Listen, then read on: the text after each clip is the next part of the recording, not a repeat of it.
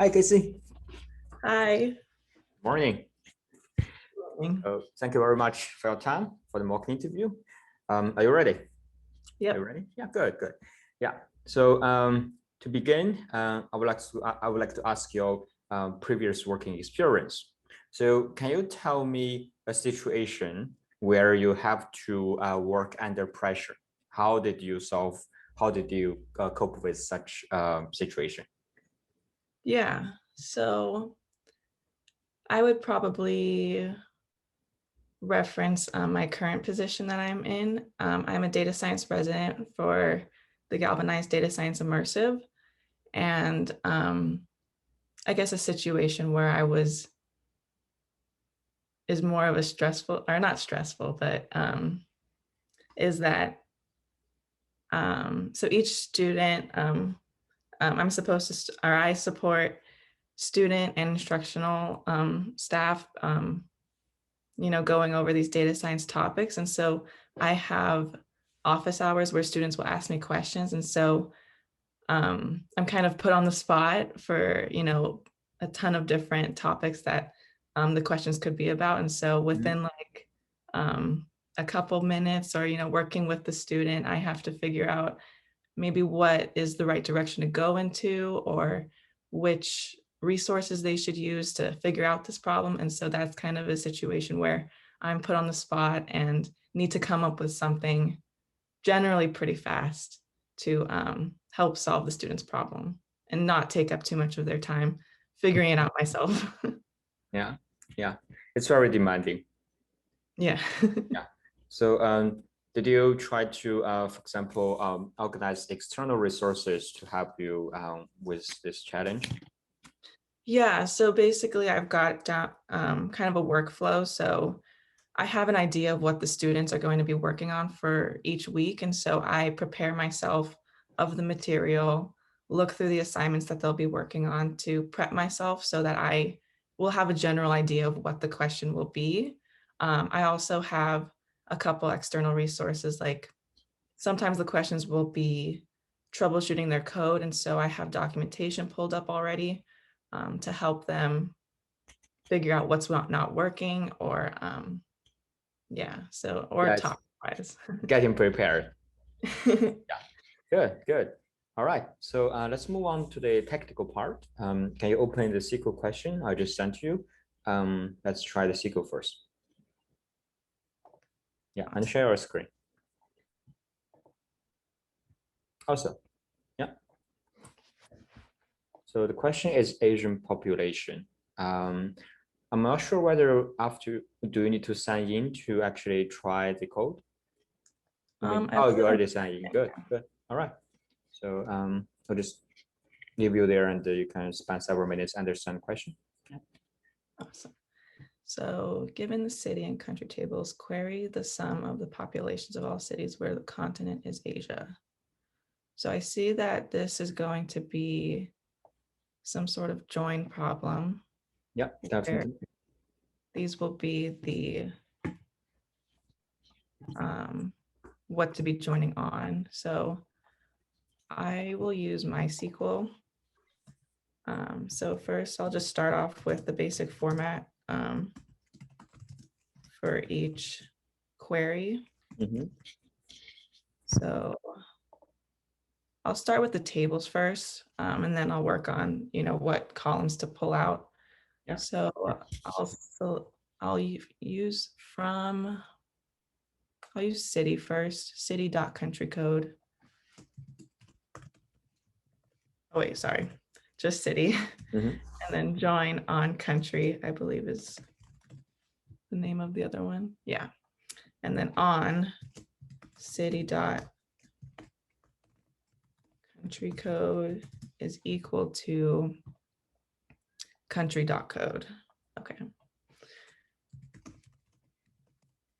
So I've got the join statement done. And then this wants to query for only the cities where continent is Asia. So I'll probably do a where statement to filter out any non-Asia country or cities. And I think, okay, continent. Mhm. So I'll use, sorry, I think this needs to be Capitalized. capitalized. So then country dot continent is equal to Asia. Mhm. I'll just put that there. And then, okay, so now we've got only the cities where the continent is Asia, and we want to sum the populations of all the cities. Mhm. So we'll have to use some aggregation. I believe we can just sum, we use the population city, Mhm. or city dot population, and I think that should be it. It just wants the number, that like the sum, Yeah. right? Is that correct? Okay. I'll just set this as alias. Total pop. Okay, I'm gonna give it a try. Mhm. Good, Okay. great, great. Yeah. So as a follow-up, can you do it for every continent? Yeah, so that's where we'll probably need a group by statement. So group by the country dot continent, and then Yeah, also show the continent name when you do the selection. yeah, oh yeah, and then we could do country dot continent, and then I believe this should be okay. Yeah, let's try it. Oh wait, I realize this is probably gonna return. Okay. Yeah, it's good. Yeah, it's a Awesome. wrong answer because you doesn't answer its question, but yeah, you already got it right. Good, good. That's it. That's for the SQL. Like your thinking process is really clear, and your implementation is precise. So I like it. All right. Thank you. So let's go to the Python question. Can you open your favorite editor or whichever Python environment you prefer? Yeah. So I'll open up my VS Code. Yeah. All right. So yeah, we actually don't need NumPy, Pandas, or Matplotlib. None of them. Yeah, it's fine. Yeah. So suppose I have a list of lists, and can you make it flat? Let's call that function flatten. The flatten function make a list of lists into a single list. Okay. Okay, so flatten function. It'll take in a list. Yeah, I assure you it's a list, so you don't need to check. Yeah. Okay. So if we want to so I have one idea. I'm sure there's probably a quicker way to do it, but this is the first one that came to my head. Yeah, go ahead. So I'm going to run a for loop. Okay. So I will create an answer. Actually, I'm going to make it a flattened list. So I'll just create an empty one. Yeah. And then I will loop through. So Kacie, can you make it larger? Oh yeah. It's a little bit small. Just Command plus should work. Oh. Yeah. Good. Okay. You can also hide the sidebar so you have more space. Oh yeah, probably helps. Okay. And so then I will, let's call it I. For I in. Can you find a better name? Yeah, it's just. Yeah. Element, probably. Yeah. Yeah, for element in list. And then this is probably going to have to be a nested list. And then for. So do you know how to check whether an element is list or not? Oh yeah. If is instance, oops, Yeah. element list, right? Yeah. Yeah. Then run through this. Then for, call it sub element in element flatten list dot append sub element. And then if it's not, just do the same thing. Yeah. Since it doesn't need to loop through anything. Oh wait, sorry. Yeah. Element. Yeah. Okay, good. And then just return the flattened list. Okay. Yeah, let's try it. Believe. Create the test case.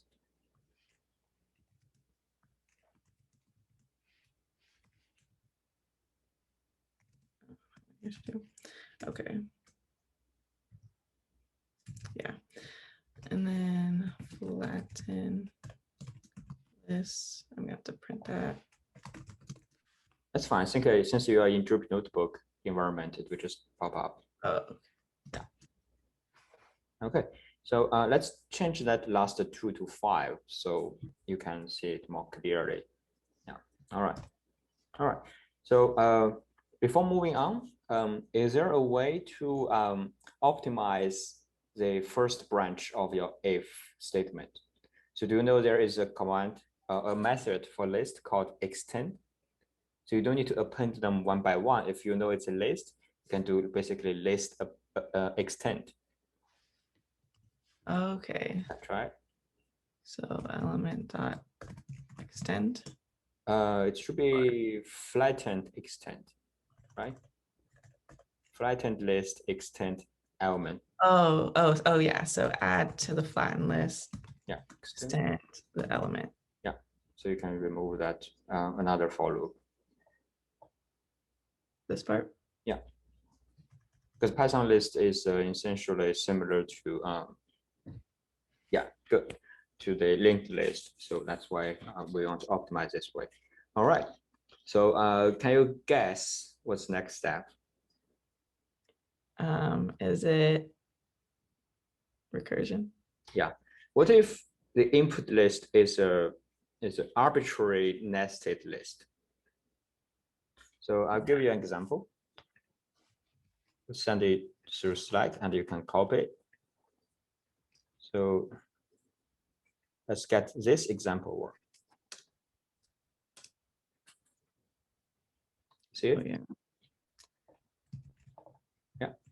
So can you write an updated version such that your flattened function can handle this case and turn it into a single list 1, 2, 3, 4, 5, 6, 7, 8. Yeah. So I'm thinking that we'll need a while loop. So if you do recursion, well, while loop works, but I would suggest you think from a top-down level. Like, what will your top function work if that function is going to call itself? Oh, like using flatten over and over until it's like completely flattened, like keeping all of this the same. Yeah, keeping the order the same. That's why I ask you to change that 2 to 5, so you know it's 5, the 2, and yeah, the 2 at different positions are different. Okay. Yeah. So if you run it through, then it's going to return another. So would it be better to, I guess, like, do you want this in a new function or to change this function to? It's up to you. Yeah. Okay. I personally prefer to write a new function. Okay. Yeah, that's what I was thinking. Yeah, because you don't need to, yeah, you know. So I need to figure out a way to check if it's actually flattened or not.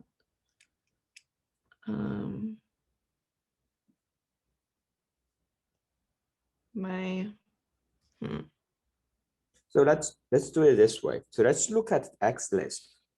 So when you do the first round loop, when your flattening function find 1, it's going to check whether 1 is the list or not, right? Mm-hmm. It's not. So you need to have a branch to handle if it's not a list. Then 2, it's okay.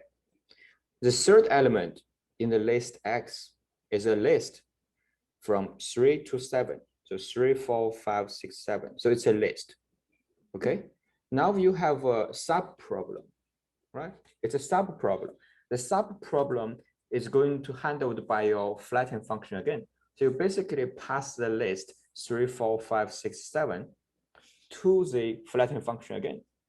And you assume your flatten function already handled that case, such that it's going to return 3, 4, 5, 6, 7 in a already flattened list, right? So then you append that to somewhere you store the element 1, 2. And you keep looping until A. So now you know the 2 cases. The first case is that it's going to be an object. It's going to be a non-list, which is 1, 2. The second case is that if it's a list, you pass it to flatten function as if you already know how flatten function works, right? Mm-hmm. So now you have a recursion like a case. So you have a base case, and you also have like a recursion call. Okay. Start from there, yeah. So you can restart the kernel such that yeah.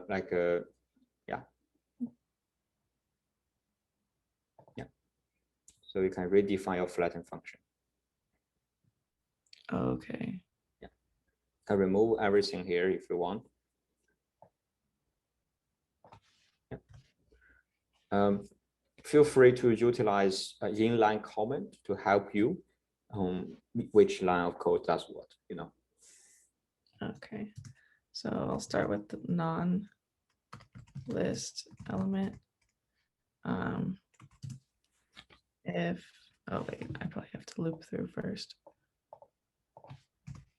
So for really, do you need to loop through?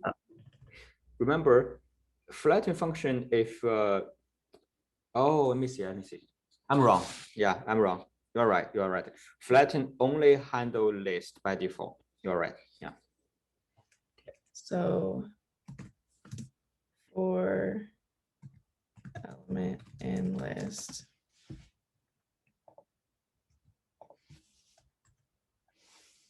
and then check if it's actually a list.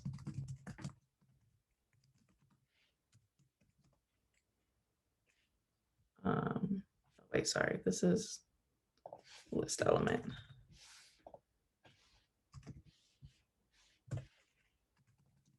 And this is going to be non-list element.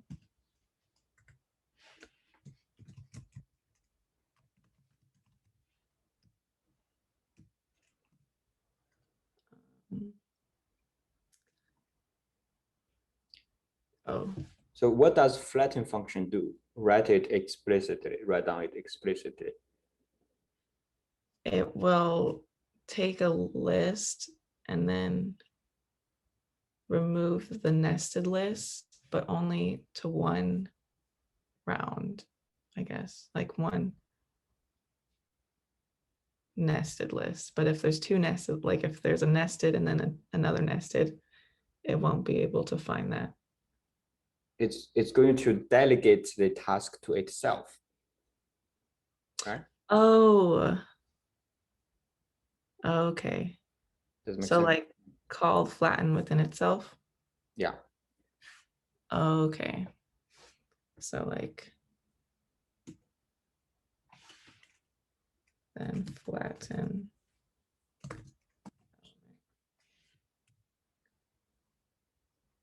So you need to return it. So if you call yourself, you need to pass the result to your parent somewhere. Yeah. So now you see like probably it's better to check. So to set the restriction that flatten only works on list may not be the optimal way to solve it. So I would suggest you to check whether the input element, the input argument is a list or not. So maybe you can change the name to help you out, like conceptualize it. Let's change the LST to OBJ, object. Okay. Yeah, so it's easier for you to think. And the first step you need to do is to check whether OBJ is a list or not. Oh, oops.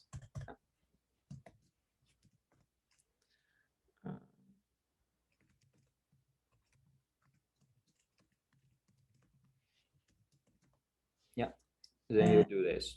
Looping.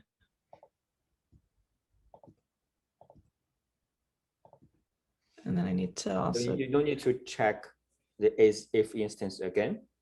You basically flatten every element because now your flattening can handle non-list element. Yeah. OBJ. All right. So how would you store the flattened element in this for loop?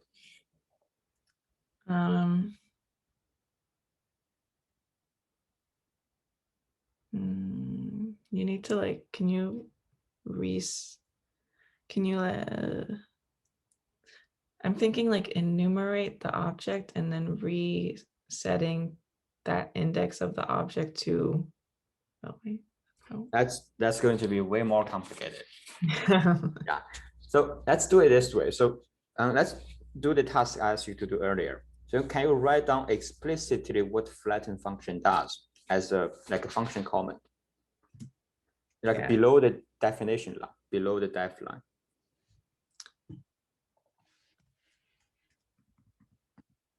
Let's do it this way.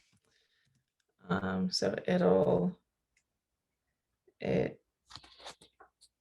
basically turn an object into a flattened list. So if it's already list, like a pass it loops through every element of a list by using the flatten function.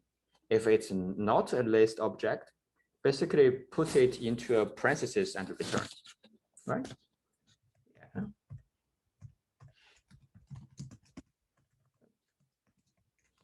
Basically return parenthesis obj.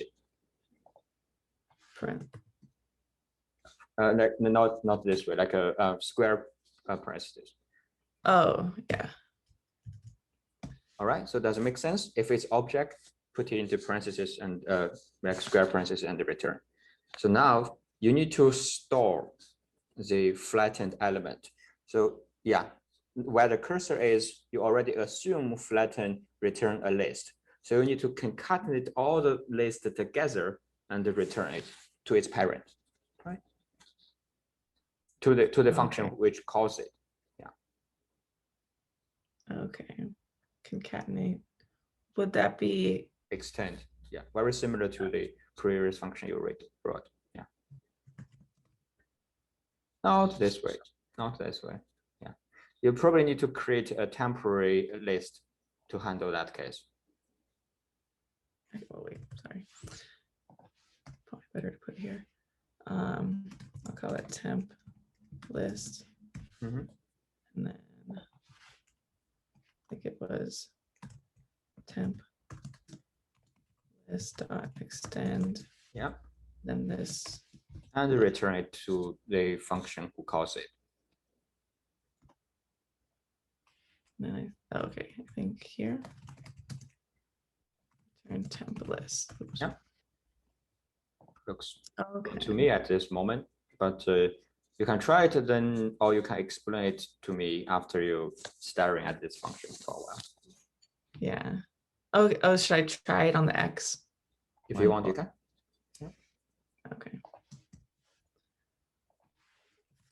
flatten X. Naming. Oh. Okay. Yeah, looks good. So now I need to explain this function to me line by line. Yeah. So first, we want to check to make sure that the object is a list and not a set or anything else. And then we're creating a temporary list to hold the flattened elements from each sub-element of the object. So we're going to loop through object for each element. So it'll go through 1 and 2, and it'll actually running through the previous flatten function. 1 will just be append or extended and appended to temp list. Same thing with 2, and then this one is going to be run through twice, or it's actually just going to extend the whole thing and then appended to this temp list. And then in the end, it's just going to return our temporary list. And then if the object is not a list type, then it's just going to return that object in the list brackets. Yeah. So for the X example, how many times will the if instance object list branch be evaluated to be true? I believe like Yeah, this statement. Yeah, how many times will it be true? I believe just once, because it's going to put in X, check, or actually, oh no, it's actually going to also check these ones too. So I believe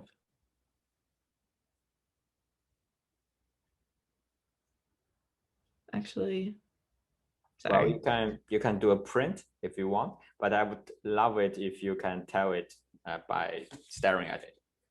Yeah. I want to say we're putting X in. It's going to check that. I want to say just once. Okay, let's add a print right here.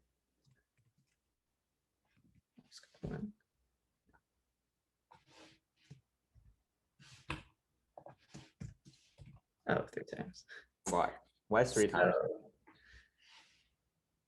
It's probably going to check the whole list.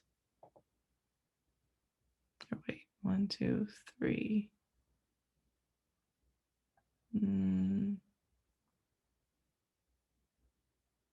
Because there are 3 layers. It's this one, then this one, then this one.